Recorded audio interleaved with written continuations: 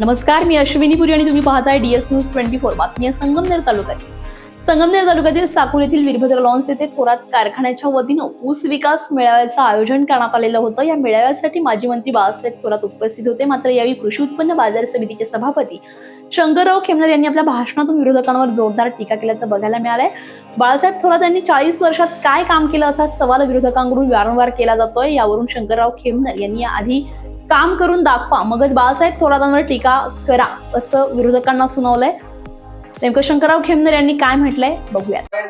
आज या ठिकाणी आपण जर बघितलं तर वेगवेगळे कार्यक्रम आपल्या तालुक्यामध्ये विरोधी लोक घेत असतात आणि नेहमी त्या ठिकाणी आपल्या साहेबांवर टीका करण्याचं काम करत असतात की साहेबांनी 40 वर्षामध्ये काय काम केलं. साहेबांनी 40 वर्षामध्ये आपल्या परिसरामध्ये साहेबांना आपण फक्त 20 वर्ष ही टर्म धरून 20 वर्ष साहेबांना 2019 मध्ये 20 वर्ष होती. 2009 मध्ये साहेब आपल्याकडे आले आणि 15 वर्षामध्ये साहेबांनी काय काम केलं हे आपल्याला प्रत्येक गावामध्ये या ठिकाणी आपल्या पठार भागातील गावाला प्रत्येक शेतकऱ्याला प्रत्येक ग्रामस्थाला माहित आहे की साहेबांनी त्यांच्या काळात मध्ये काय काम केलं. परंतु या ठिकाणी कुठलाही विषय आला, कुठलाही विरोधी कार्यक्रम असला की साहेब त्यांनी एकच म्हणायचं की साहेबांनी आतापर्यंत 40 वर्षामध्ये काय काम केलं.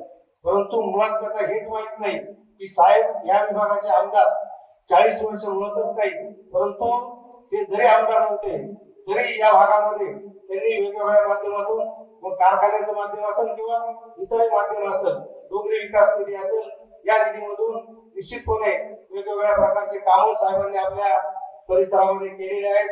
विरोधकांना फक्त आता त्यांच्या हातामध्ये काहीतरी आलंय म्हणून काहीतरी वेगवेगळ्या प्रकारची टीका करायची.